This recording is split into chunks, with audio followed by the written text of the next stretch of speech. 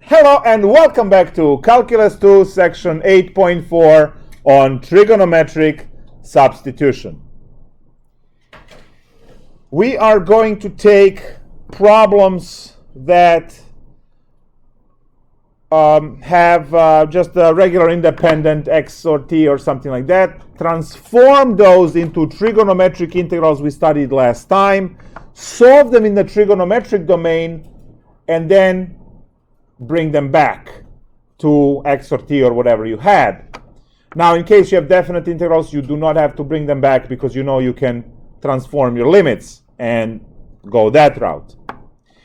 So there is a way to solve all of the problems that exist in this realm with one single procedure, one single task, and that is going to be dependent on your ability to set up a triangle, the right triangle, with the three trigonometric functions, sine, cosine, and tangent. So if you are able to take a triangle like this with angle theta, right? Label this one as adjacent, label this one as opposite, label this one as hypotenuse. You should know that sine theta is opposite over hypotenuse. Cosine theta is going to be adjacent over hypotenuse, and tangent theta is going to be opposite over adjacent. So these are the three setups that we need. In addition to this, we will need Pythagorean Theorem. Now I'm going to swap this and I'm going to go with A, B, and C now instead of opposite, adjacent, hypotenuse. And we are going to write Pythagorean Theorem, which is what? Exactly. A squared plus B squared equals to C squared. Now, I need to write this a little bit differently, right? I'm going to take a square root of both sides. So I'm going to have that the C is equal to square root of A squared plus B squared. Now, before you get triggered that there is no plus minus, yes, we are supposed to put plus minus when we square root both sides. But these are distances, very good. Distance is always positive, so there is no need for the minus sign. Excellent. And now what I'm going to do is I'm going to also write the formula, no coughing, on A being C squared minus B squared and B square root of C squared minus A squared. So now these are all three possibilities that we have, right? To calculate A, to calculate B, and to calculate C. And yes, you will need all of them, right? Now, what I want you to realize real quick, and this is insanely important for the technique to be successful, I need you to look at the red formulas, the three with the square roots, right? And let's notice that. Let's notice this. If you have plus under the square root, the two sides inside the square root are legs, the shorter sides. If you have a minus under the square root, hypotenuse is first followed by a leg. I need you to be 100% clear on that because that is the trick that we are going to use in our setup. That's how we're going to know what gets placed on which side. Now, there is nothing here other than examples. This section is just working examples out. There is no theory. There are no formulas. If you know this much trig, you are set up for trig substitution. The rest is going to be chasing stuff around the triangle and can you integrate trig stuff from last class, right? That's it for this section. So let's take a look at examples. Again, we are not going to have cases. We're not going to have formulas. There is nothing other than the procedure, and the procedure will be the same for every problem. Now, the book is going to present you with 56 exercises, and all of them are going to be solved the following way. Let's pick any of these. I really don't care. Let's go and pick 4. Sorry, they start with 7. 7. Integral of dx divided by square root of 25 minus x squared. They do have limits. I'm going to ignore that for now. This is our first example. We're going to practice using this technique. All right. Question number 1 that you have to ask yourselves: what sign do I have under the square root? Minus, negative. What does that mean about 25? It's 5 on the hypotenuse. That needs to be instantly in your head if you want to be successful here. Minus under the square root, the first value is the hypotenuse, so 5 goes on the hypotenuse. Draw the triangle, and yes, you must draw the triangle, otherwise go home. Theta, and this is 5. Why is it 5? When it's a minus, hypotenuse is always first. Now that's a c square, that's a 25, which means c is 5. Cool? If c squared is 25, c must be 5. You're always going to put rooted, right? Rooted values on the triangle. Now, what is x? X is one of the legs. You're going to ask me which one? I'm just going to say I don't care. Put any, right? So where do you want it? You want it here, you want it here. I don't care, right? So whatever, here. Now, by Pythagorean theorem, the third side will be your 25 minus x squared, right? It has to be. So setting up these two is what you use the rules for. The third one over here is just going to be Pythagorean theorem between the two you set up, and it works out to be exactly the square root you started from. Now, once you set up your triangle, and you will always be able to set up the triangle because that's always given. If you don't have something like that in your problem, well, guess what? It's not trig sub, right? When you see these types of configurations in your problem, it's a trig sub, it triggers the triangle and the rest of the procedure. If you don't have that, it's not trig sub, don't worry about it. Now, the next step in the procedure is to write two trigonometric functions which you are going to use for substitution. What trig functions do you get to write? Because you can write 3 of them. Well, in every triangle that you ever put in this section, every single triangle will have one of the 3 sides to be a number. In our case, number 5 on hypotenuse. You might have number 2 on this side, you might have number 3 on this side. You will always have one of them to be a number, and the other 2 will contain variables. Now, that side that has a number could be any one of these. One side that has a number is the one side that will be used for both trig functions. Therefore, I'm going to have what I call a red pair, and I'm going to have a blue pair. And I use 2 colors to work these trig functions out. Red pair is the opposite and hypotenuse. What trigonometric function is opposite and hypotenuse? Sine. Thank you. So, sine theta is x over 5. Are we all agreed on this? I mean, read on this? Good. Now, what functions do I write for blue? I have adjacent and hypotenuse. What trig functions are we talking about? Cosine. Cosine theta is square root 25 minus x squared over 5.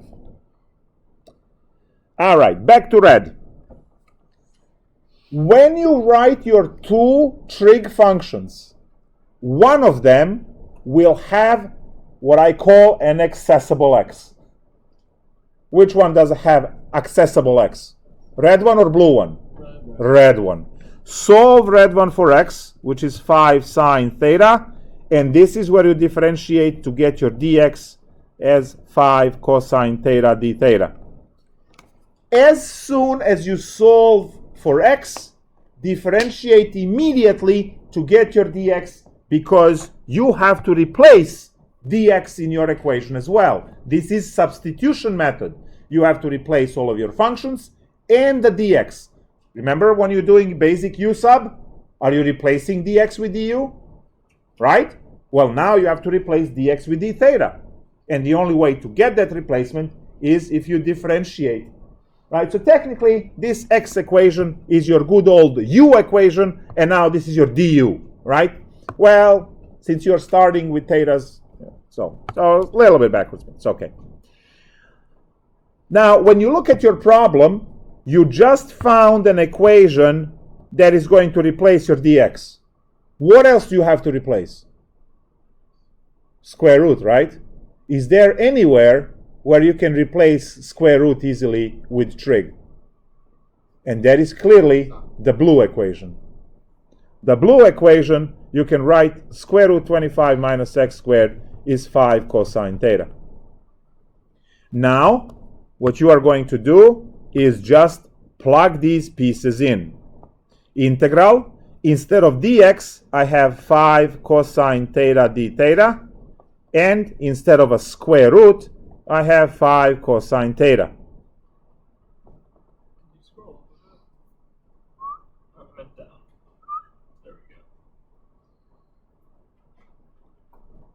It is hard to see. So the problem used to be 5 dx over square root of 25 minus x squared. Right? That was the problem.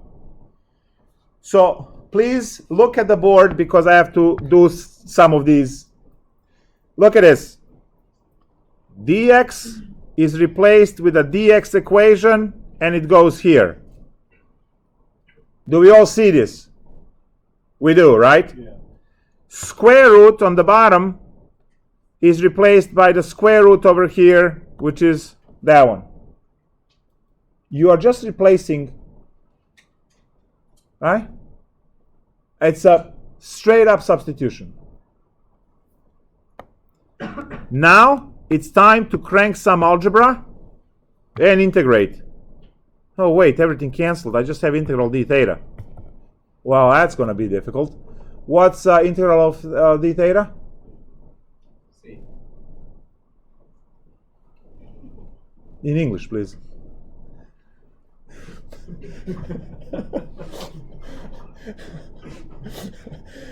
What is the integral of d theta? Theta. Theta plus c, yes, exactly. So integral of d theta, this is a 1, integral of 1 is theta, plus c.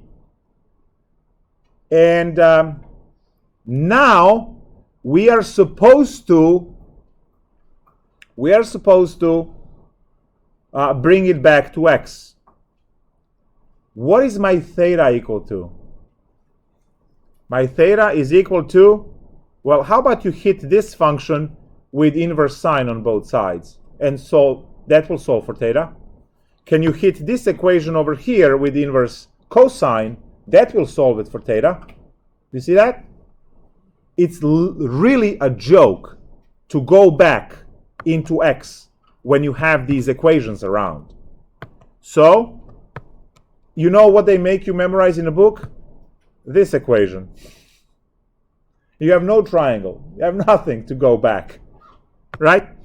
So, I am going to use now this equation here and say sine inverse of sine theta is equal to sine inverse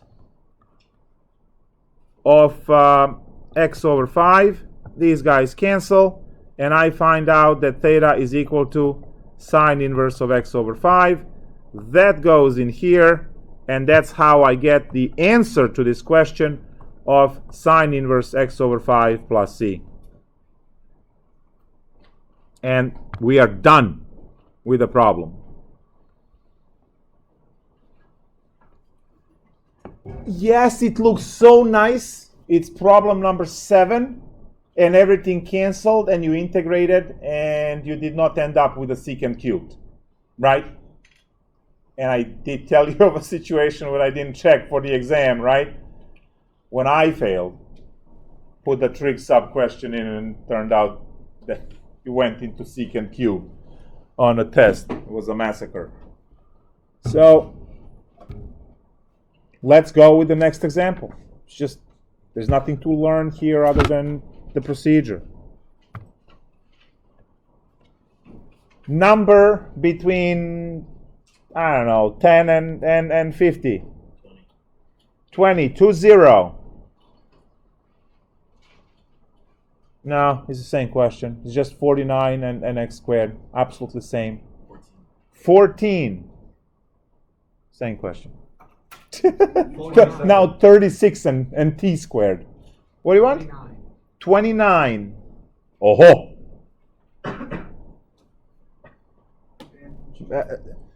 I'm going to put 29 in a bank too early. Premature. 28.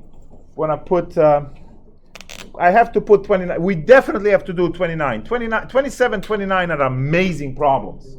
But, what the hell is that? Hebrew? 27, 29. If anyone knows what this number is, it actually is a nose. Yeah, it is a nose.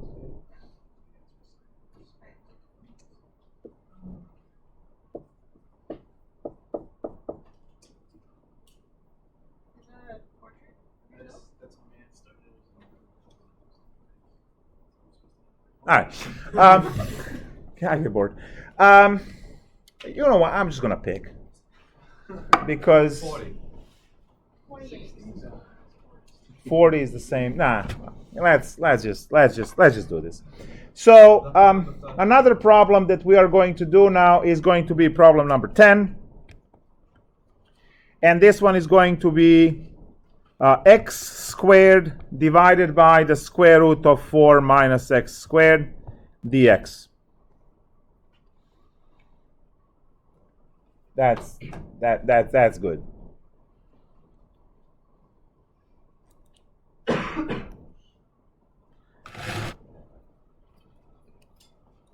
Triangle. What sign do we have under the root? Minus, which means what's on my hypotenuse? 2. Then we have x, and this one is going to work as 4 minus x squared. Remember, red pair, blue pair. Pairs always have to include the side that has a number, a constant. In this case, 2. Red pair, sine theta is equal to x over 2. X equals 2 sine theta. Immediately, dx equals 2 cosine theta d theta. Next one, on the other side, cosine theta is equal to square root of 4 minus x squared divided by 2, from where square root 4 minus x squared is equal to 2 cosine theta. Time to substitute. I have x squared. What now? Well, do we have a line for x? Can we square it? Yeah, we can, right? So, this line is going to give us x squared is equal to 4 sine squared theta. Cool, huh? Plug it in. 4 sine squared theta divided by, what's my square root? 2 cosine theta. It's right here, right in the blue. So, 2 cosine theta. And what's my dx? 2 cosine theta, d theta. So when we do a little bit of algebra, what cancels? 2 cosine theta. Perfect. Kick the 4 outside, and you have integral of sine squared theta d theta. What did you have to memorize last class? Power reducing formula. There is no other way to solve this. If you don't know power reducing formula, you're done, right? So that's 4 integral 1 minus cosine 2 theta over 2 d theta. That's the only way to solve this. 2 cancels 4, right? We get a 2 outside. Integral of 1 minus cosine 2 theta d theta equal to, what is the integral of 1? Very good. And what is the integral of cosine 2 theta? That's a derivative. No. Sine over 2, yes. Sine 2 theta over 2. Good. Plus c. All right. Now, one formula we did not use last class, but we need it now, is the double angle formula for sine. I need to go back to x variable. I can't, because this is 2 theta. None of my formulas here are 2 theta. I can't use inverse trig, right? I can't use inverse trig. So what I'm going to do is I'm going to use, oops. What happened to the 2 outside of the interval? Oh, it's still there. It's just silent. You know, like K in night. Yeah. It's not knight. Or K in calc. Silent. Like silent calculus, yes. K in calc, yes. Minus sine 2 theta. So that's what happened. Okay, good. Oh, wait, hold on. No, I wanted the 2 theta here now. There we go. All right. So now we have this mess, and I cannot leave this in thetas, right? So this is where you have to use the double sine formula, a double angle formula for the sine. So we have 2 theta minus 2 sine theta cosine theta plus c.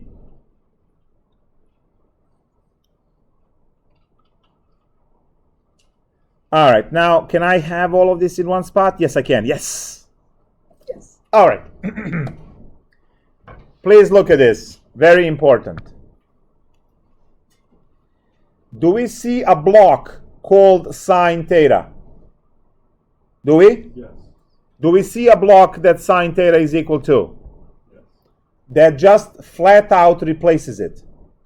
Do we see next to it a block for cosine theta? Do we see a clear block for cosine theta?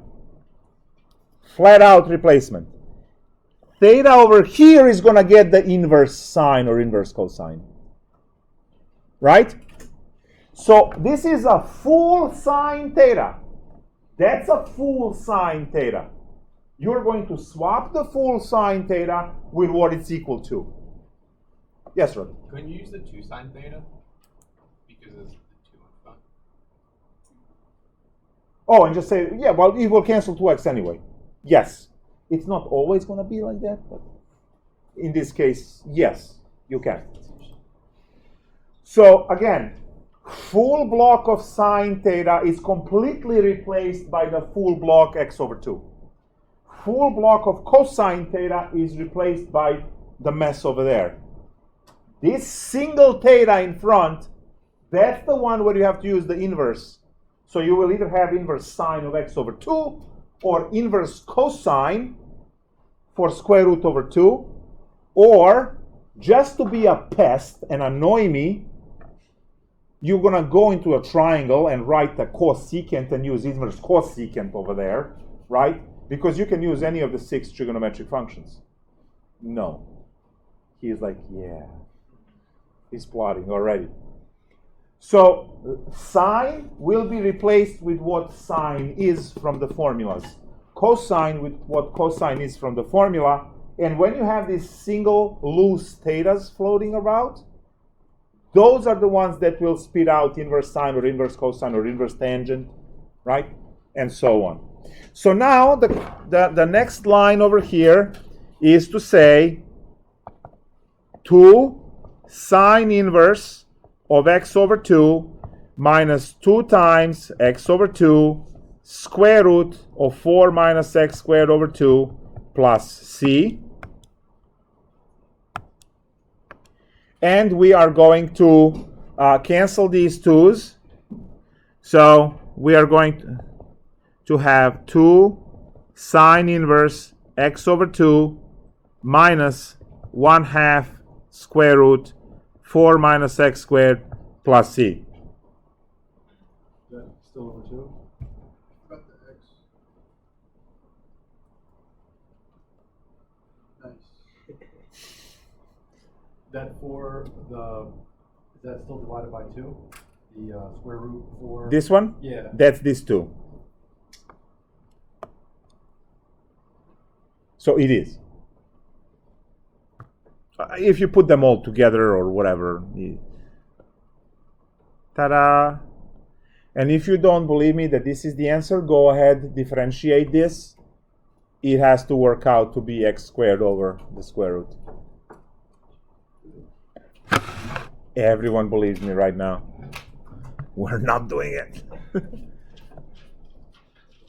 But just think about exam 2, integration techniques. If on your exam you differentiate every problem and every solution you had differentiates right back into the problem, I don't even have to grade your test. I don't, because it's correct, right? And the fact that I don't like you can't even chip into the grade at all, because it doesn't factor in math, right? So, all right, cool.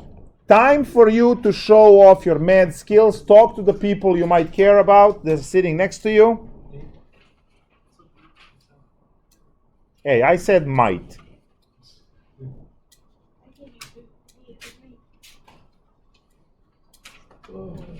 And just because I did not do a single problem with a plus, or let me do one with a plus, and then I'm gonna just hit you with examples. I'll do one with a plus because I haven't done any.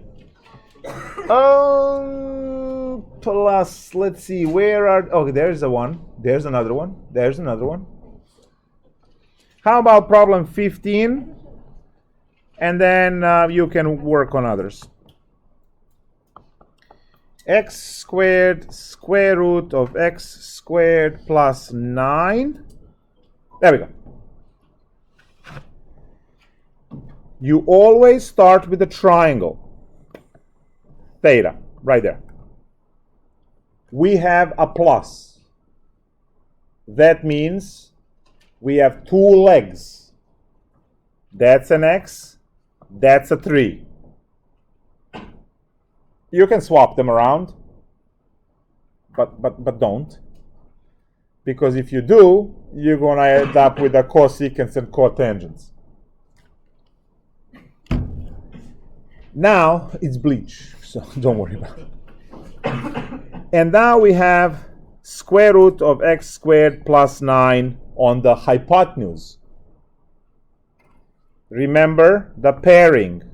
You are always pairing towards the number. So I am pairing x and a 3 and the square root and a 3. The red one is going to spit out what trigonometric function? Tangent. It's opposite over adjacent. In red, tangent theta is equal to x over 3. X equals 3 tangent theta. Dx equals 3. What's the derivative of tangent? Very good. D theta.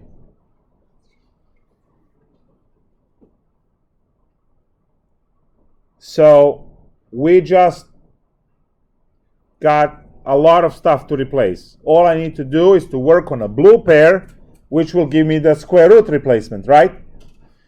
So what is the square root replacement? It is which function? Cosine. Now, I have a quick question. Is a cosine trigonometric pair with tangent? No, it's not. So are we going to have an issue here now that we can't integrate or something? What is the trigonometric pair of tangent? No, of the tangent is the secant, right? Tangent and secant are together. But I have a cosine there. Oh, so 1 over? 1 over cosine is secant. So we actually can. That's the magic wand right there. Good. So cosine is going to be 3 over the square root. But we don't need that. We need the secant. So here is the secant theta as the square root of x squared plus 9 over 3. And then the square root of x squared plus 9 is equal to 3 secant theta. The life is great again. We were concerned.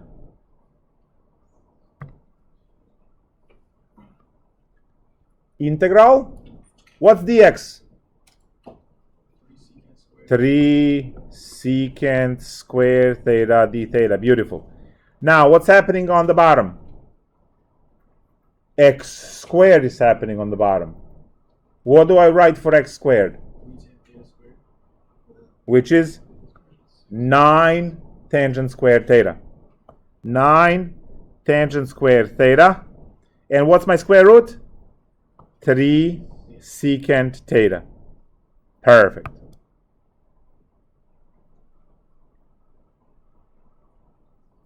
And the rest is good luck. Right? We have 3, cancel 3. We have 1 of the secants drop. And we kick 1 over 9 in front. And what I have is secant theta d theta divided by tangent squared theta d theta. Oh, no, d theta. Just tangent squared theta. There we go.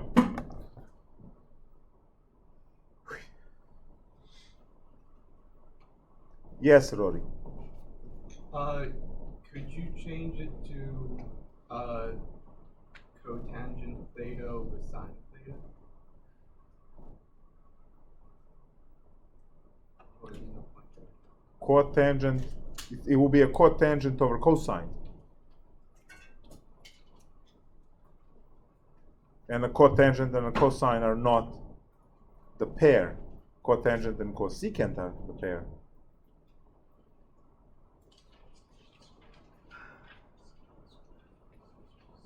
We have not done a problem like this last class. Flipping the notes, unfortunately, is not going to help here. Now, we worked a lot with trigonometric pairs last class, right? And you guys, seems like you studied and it looks good, right? But we haven't had this one. Wait, isn't it just cotangent times cosecant? Again, not cosecant. Why? This is a secant theta. 1 over sine? 1 over sine is cosecant. Yeah. But secant is 1 over cosine. If you move the secant, it becomes a cosine. But if you put the tangent, if you put cosine squared on the top and sine squared on the bottom, and then you put the secant, you put it cosine on the bottom, then 1 cosine cancels out. You have 1 cosine on the top, and then 2 sine on the bottom. That's the way to do it. Very good. You just went way around, but you got it at the end. Perfect. So cut out all of the stuff you had in between and go straight from here into change everything to sines and cosines. It will cancel out nicely. You'll be able to use a basic U sub to solve the problem. We did not have that technique last class, unfortunately. It didn't come up. But some of these problems will be solved when you change them into sines and cosines. So even though we do have a trig pairing. So let's go. I have 1 over 9 integral secant is 1 over cosine theta, and then we have sine squared theta over cosine squared theta d theta. This is where the cosine drops. And we have 1 over 9 integral of cosine theta over sine squared theta d theta, and this now becomes a basic u sub. So u is equal to sine theta, du is equal to cosine theta d theta, and what we have is the integral of du over u squared. Well, let's put a u to the negative 2 du. That will be u to the negative 1 over negative 1 plus c, which is just negative 1 over u plus c. And u is sine, so this is negative 1 over sine, that's ugly, yes, theta plus c. What's 1 over sine? Cosecant, right? Negative cosecant theta plus c. This is where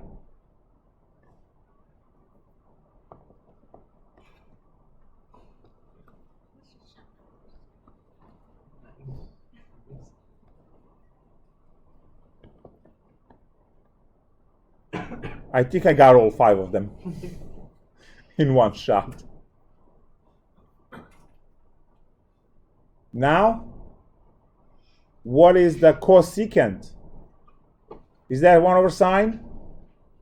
It is, right? And sine is opposite of hypotenuse.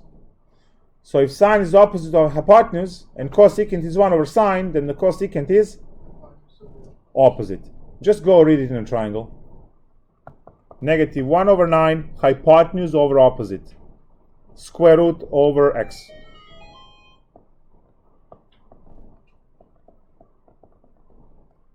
That was the dramatic ending of this problem, the sound effects. I should work that into this. There it is.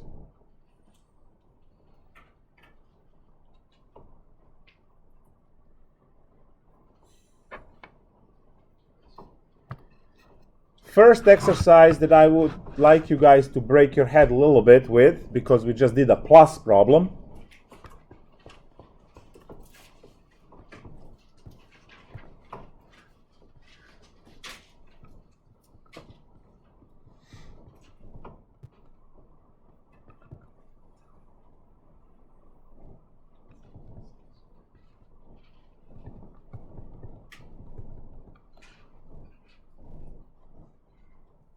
It's a mathematical proof. And all you need to do is what we just did. Now, before you scream, I don't have a square root, these problems don't need a square root. It's actually the form of 2 squares being added or subtracted. So try this. X squared plus a squared, is that what that A is? squared, yes. I mean, if you really hate a squared, put a 9 there. I don't care. But you should be able to drag these calculations with a. You can put 4, you can put 16.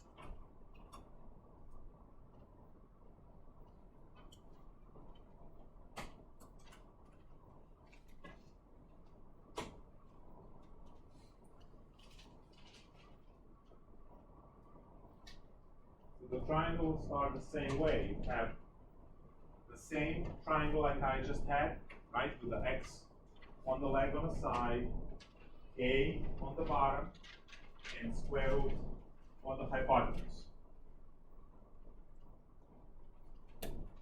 Now, the problem doesn't have a square root, but that's not a big deal, right? Because you will be able to square both sides and kill the square root. So you must have a square root on a triangle, because that's just mathematical fact. When you do Pythagorean Theorem, you have a square root on a triangle. And then, when you solve for what I call the blue pair, that blue pair will have a square root in it. You solve for the square root, and then you square root both, and then you square both sides to kill it. And you will just have a form of x squared plus a squared to plug into the equations. This is how you derive the formula for inverse tangent.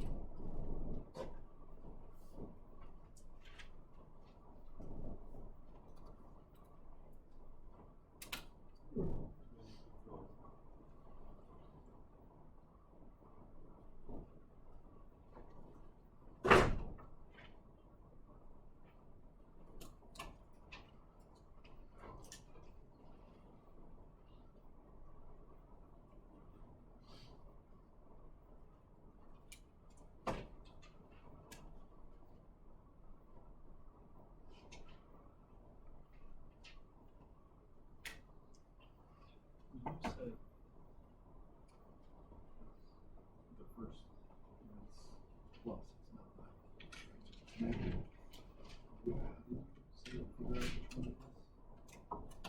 They are legs. If there's a plus, it's legs. That's x, that's it.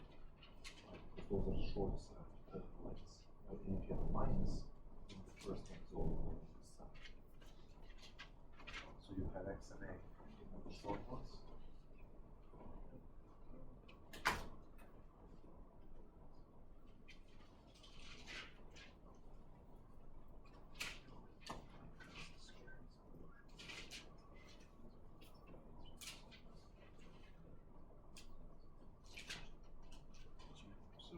For the triangle, you had put the square root on the square, say square, right? Right. Like for this, you had to put square root on it, right? Okay. I need to build this. You just solved it for that. So you did?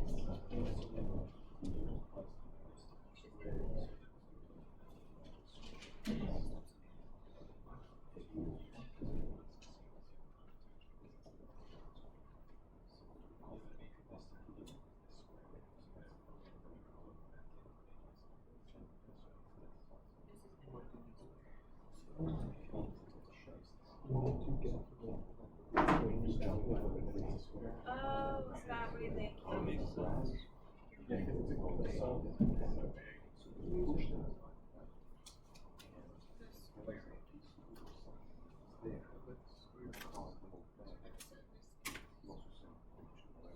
You have like d theta, right? Yeah. Secant. No, the whole thing is squared. Yeah, since a is just a number, you Yeah. just do one over a d theta, circle d theta. Oh, that's really cool. And then it's just theta. 1 over a Yeah, times 1 over theta a. plus c, and then Oh, totally. do inverse tangent. Okay. That's great. At least you have your bonus and like the best. There you go. That's a big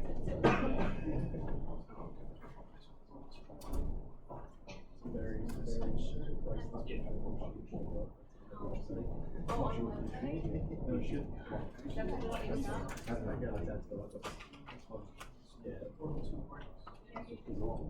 You do? Sorry, Kate.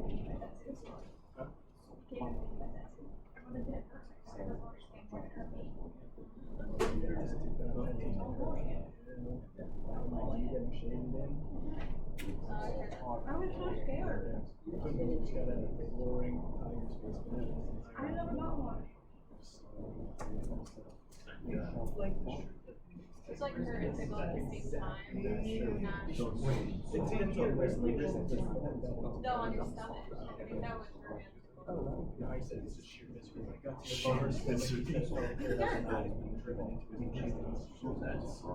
Yeah. no way I want to the other side to get that tattoo. Like I'll never get my stomach again.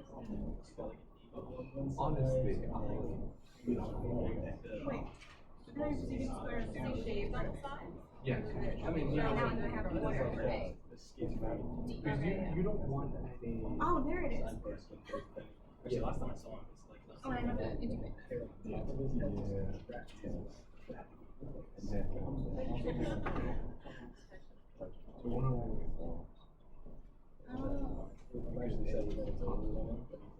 Sustain that.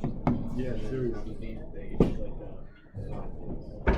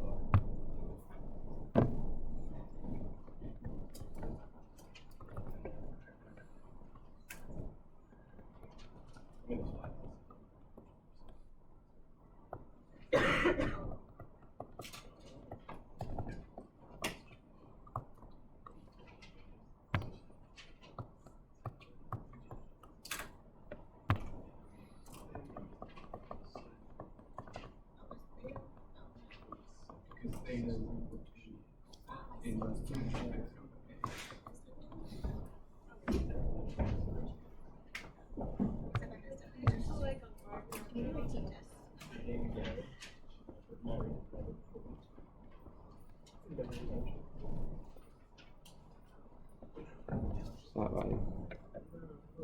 Nice. Very good.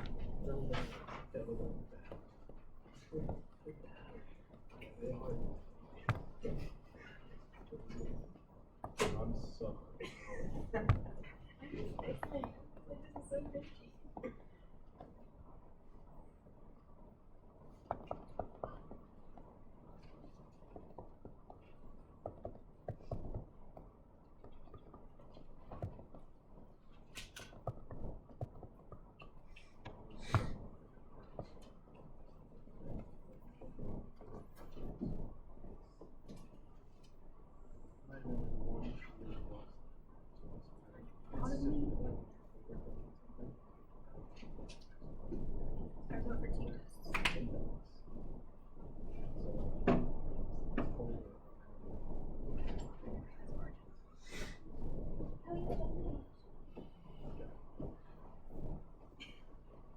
So one very interesting problem. So the solution is already up. I don't know if you looked up or not, but all of the steps of this calculation are already there. I've seen a couple of you already solve this. Straight, again, you're learning, so if you didn't, obviously you'll practice more. One very interesting feature of this problem was that there was no square root present in the problem. You just have x squared plus a squared. And even though our triangle did have a square root, we killed that root right here when I squared both sides. And then I'm just using x squared plus a squared as a group that I'm replacing with whatever is on the right-hand side. You are going to see certain problems that are going to have, x squared plus 4 raised to the 3/2. Or x squared minus 9 raised to the 3rd power. The exponent of this doesn't matter, right? as long as you have the form, which you can get here, and then whatever this power is, in this case it was 1, you will be using exponents to kill it off. If this was x squared plus a squared, everything squared, I would have to use a square to kill the root and another square to reach the square that was in a problem. So I would have to raise both sides to the 4th power. But I can do it in 2 installments of 2, right? So whatever. You are going to have different types of problems. I believe there is a cube. So 28 is z squared plus 36 raised to the square, right? I mean squared. 23 has 3 halves in it. 27 has 3 halves in it. And that's one of the problems that I put on the list over there. 29 is the one I just explained, which is a squared. So you would have to raise to the 4th power the square root. The blue equation, you would have to raise it to the 4th power because both sides, because right, 2 out of 4 will kill a root and the other 2 will make it a square. So a whole bunch of these problems.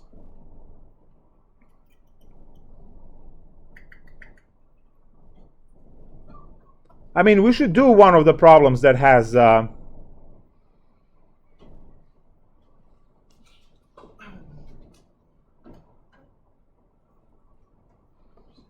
right, let's see what else we can do. One more. I'm going to do a couple more, but this is let's see something. Oh, that's cool. 63 is out of the bound of 56. I promised, right? So you can smell the disturbance in a force, right? But nah, not a problem for you. X squared plus 6x plus 18. What?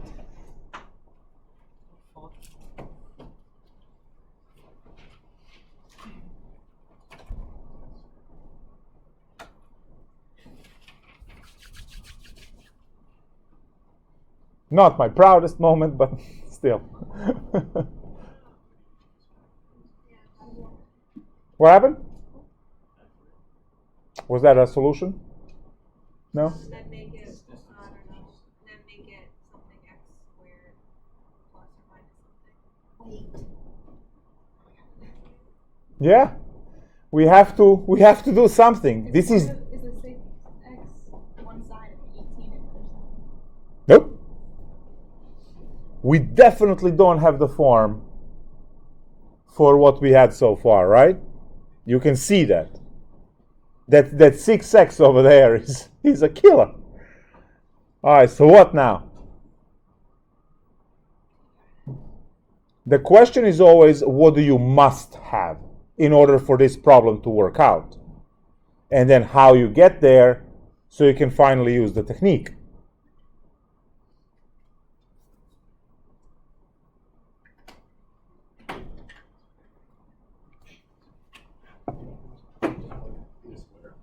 Nice! Yes, he has a thinking cap on every class. So, complete the square. Hello, intermediate algebra from like years ago. Complete the square. It will spit out the form that has a square, and you can go from there. Right? It all rhymes. So, we are going to here in what should be color? Let's do wood paneling.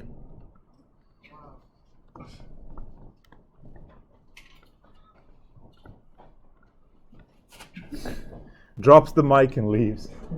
Elvis has left the building. All right. Complete the square. X squared plus 6x plus 18. B equals to 6.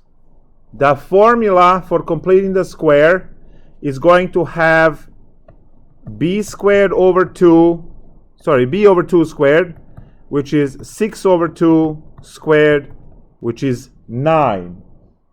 9 is the magic number you are adding and subtracting to complete the square. So x squared plus 6x plus 9 minus 9, and then you have plus 18.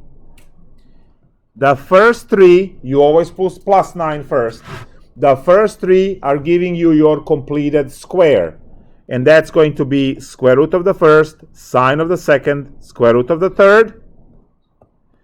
And then you have plus 9 because minus 9 plus 18. Now, the problem is in the form ready for action. So completing the square is what we had to do to transform the problem from the quadratic problem into the difference or sum of these squares so that we can do the rest. So now we go with after completing the square, we go with the triangle. So the triangle over here is the plus triangle, so it's a tangent triangle. Now a little bit weird because your side is no longer x, it's x plus 3. We'll live, all right? I promise you will live, but it's x plus 3. And then the other side is just 3 because it was a 9. And the hypotenuse is a square root of x plus 3 squared plus 9.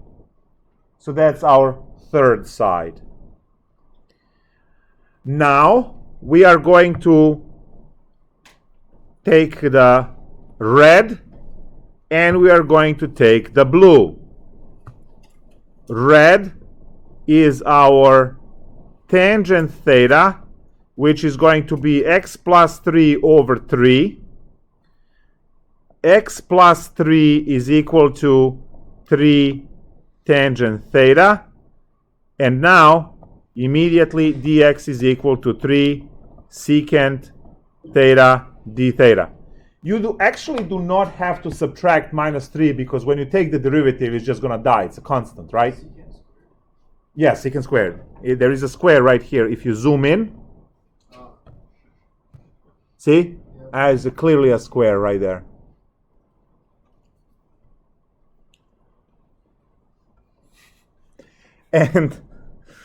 And then the second function is a cosine, but the cosine is not a trig pair. So we are immediately going to write a secant because we know better, right?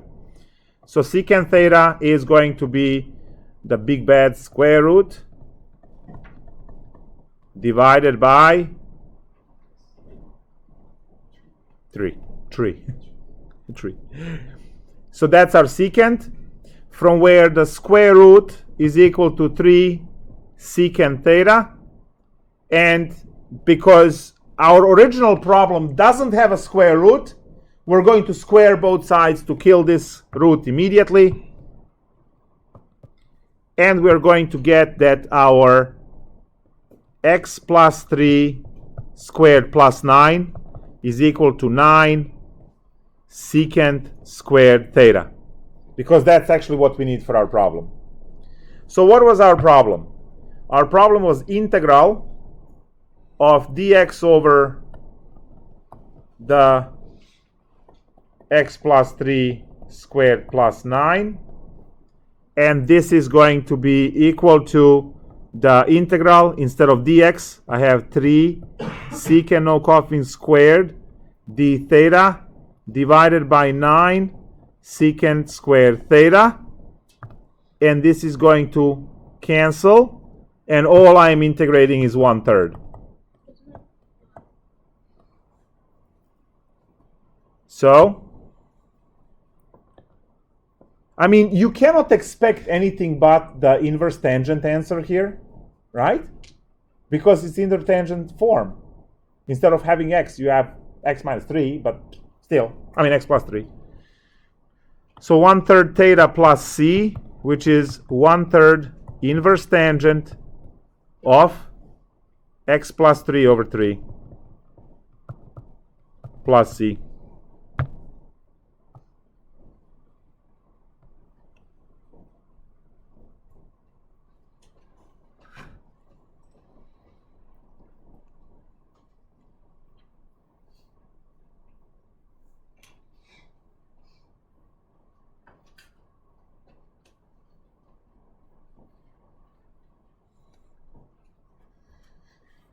We haven't done any problems with limits. We really should.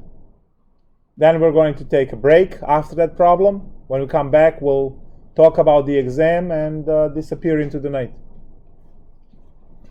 So let's go and solve one problem with limits because we ignored them all night. Integral 4 divided by square root of 3 to 4 of dx divided by x squared times x squared minus 4.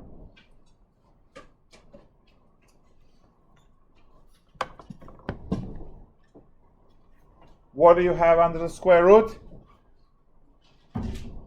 Positive or negative? What does that mean?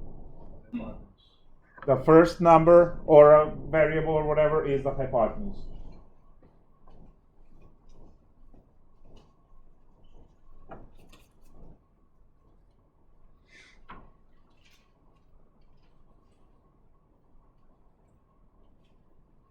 Since that's the difference of squares, do you factor that out? Do you have to factor that out?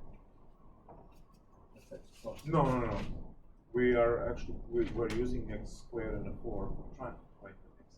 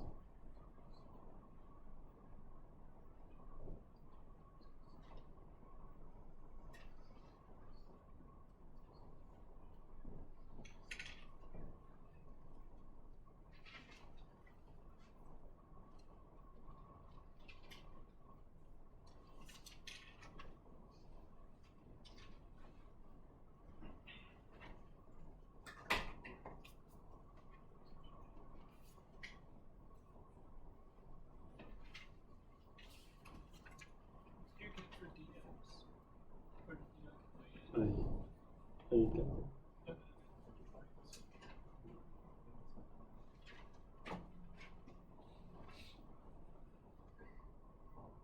You don't know? You have to, don't you have to pair the constant with you have to pair like the whole number with each of these terms? Or is it that?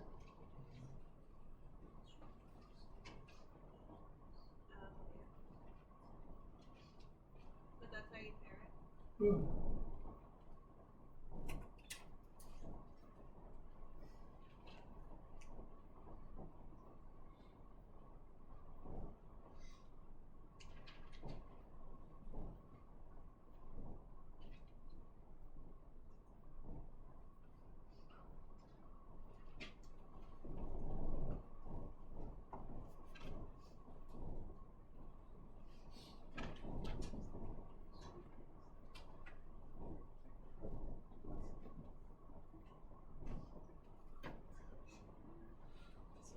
Did you get a tan?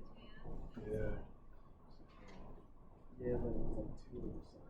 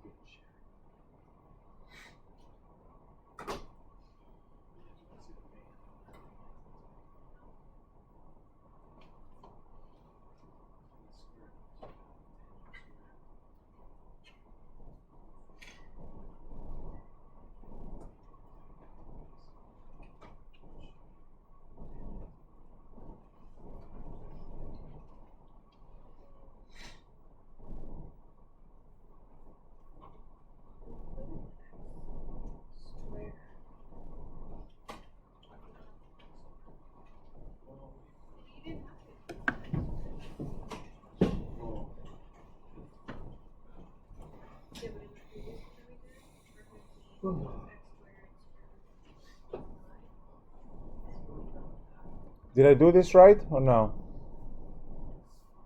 Up to this point.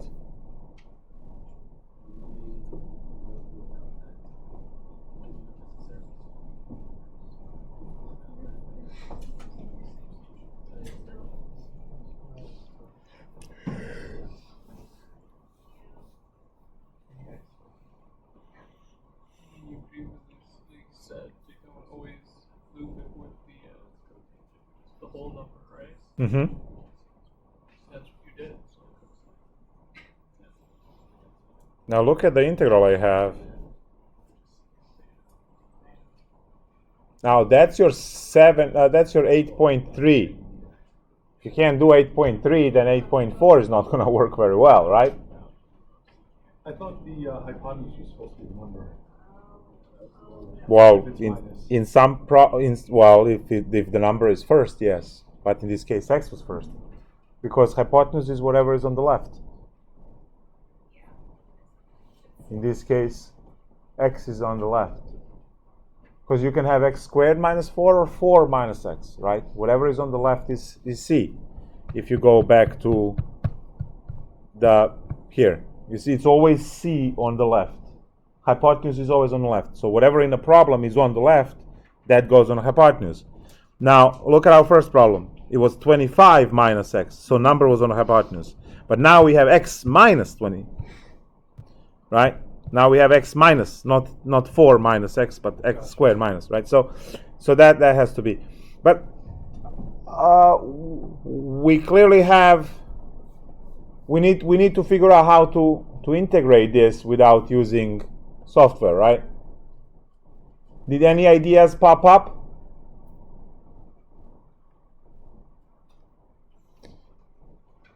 Because we are going to practice again what we learned last class. It's not easy to see this one.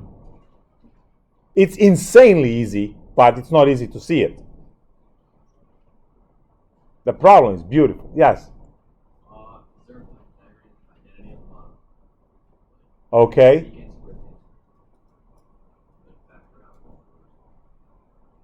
Yeah, I kicked out, and then I put a smiley face there. What are you tempted to do?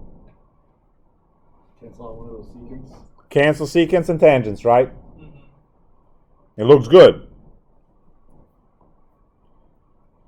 And let's see. So 1 over 8 goes outside. We get d theta over secant theta, tangent theta, and this is going to be, now we have to go to sines and cosines, right? We don't have any options.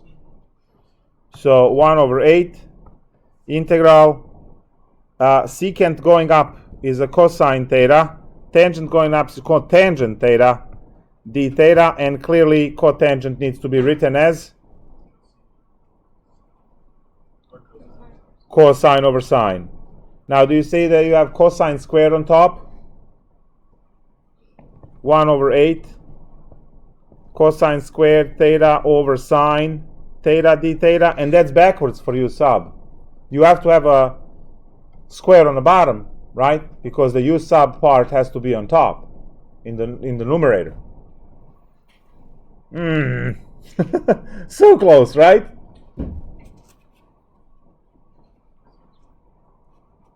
Well, what's cosine squared? 1 minus sine squared. There we go.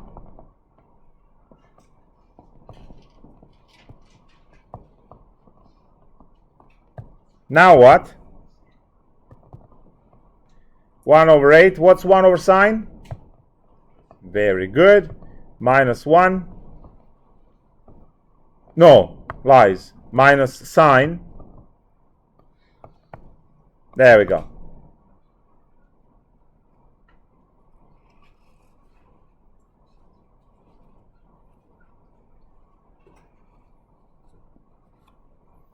That's the way to do it.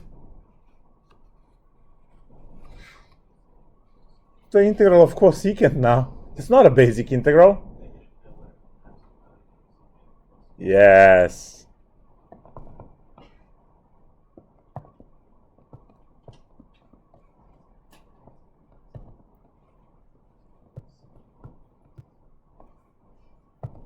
And integral of sine is negative cosine, so plus cosine theta. Now, what did we ignore for all this time? Limits. Yeah, we ignored limits. It's time to get limits switched so we can deal with this. So, are we going to use tangent or a secant for this? How about neither? Would that be the best option? Because we can use cosine and be happy campers. This is why having this triangle is godly, right? You can literally pick sine, cosine, tangent, cosecant. You can pick any of the 6 when you have a triangle. And all of those will work for a problem, right? Any. Pick any function. You are not memorizing a case and a formula for the case, and good luck with the rest. You have a triangle and you can pick anything. If you don't want to work out substitution to change the limits using secant or tangent, that's fine. You don't want to use the square root of x squared minus 4, then you don't use sine either. Cosine is 2 over x. Woohoo, right? So you can use cosine theta is equal to 2 over x, from where x is equal to 2 over cosine theta. Oh, sorry, no, you need to solve for theta. Theta is equal to inverse cosine of 2 over x. That's what we need. So now, when you are using 4 over root 3, so you have theta equals bottom limit cosine inverse of 2 over 4 over root 3. That's cosine inverse of root 3 over 2. And what's cosine inverse of root 3 over 2? Cosine inverse of root 3 over 2. 60 degrees. Right? No. Cosine of 60 is a half. It's pi over 6. Pi over 6. And the other theta is cosine inverse of 2 over 4, which is cosine inverse of 1/2, which is pi over 3. There we go. So pi over 6 and pi over 3.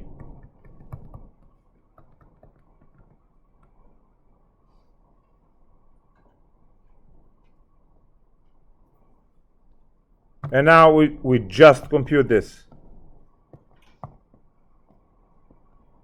Cosecant is 1 over sine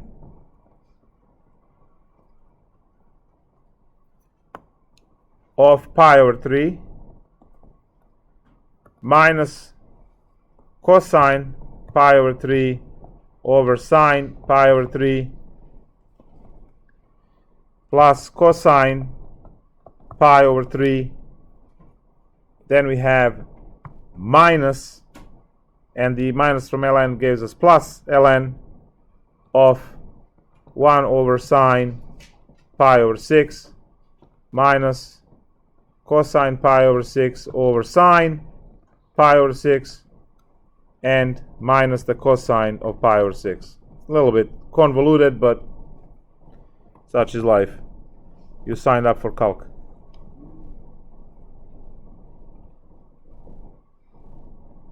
Cosine of pi over 3 is a half. So we have minus ln of 1/2 divided by sine of pi over 3 is root 3 over 2. Plus cosine of pi over 3 is a half. Plus ln of cosine of pi over 6 is root 3 over 2. So 1 minus root 3 over 2 divided by sine of pi over 6 is 1/2 minus cosine of pi over 6 is root 3 over 2. 1 over 8. These guys cancel. Negative ln of 1 over root 3 plus 1/2 plus ln. And now when you multiply by 2, you get 2 minus root 3 minus root 3 over 2.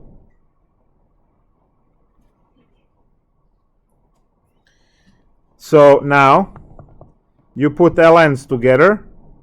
This is ln minus ln, which means that these guys divide. So that's ln of 2 minus root 3 over 1 over root 3.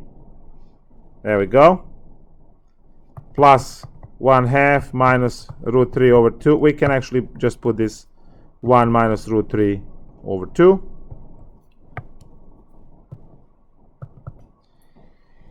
When you multiply root 3, you get 1 over 8 ln 2 root 3 minus 1 plus 1 minus root 3 over 2. It's good now.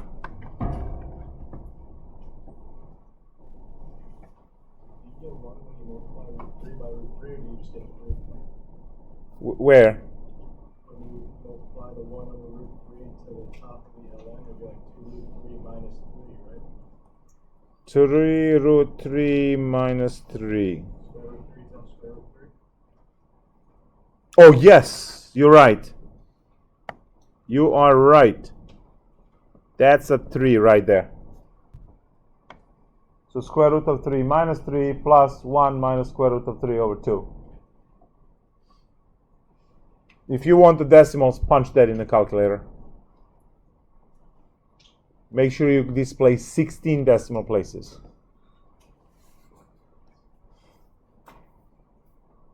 Cool. So next time someone tells you, what do you know? You know trig sub.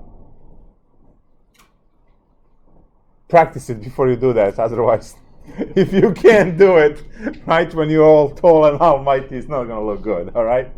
So first learn it really well, and then when it comes up, you just say, oh, yeah. All right? All right, cool.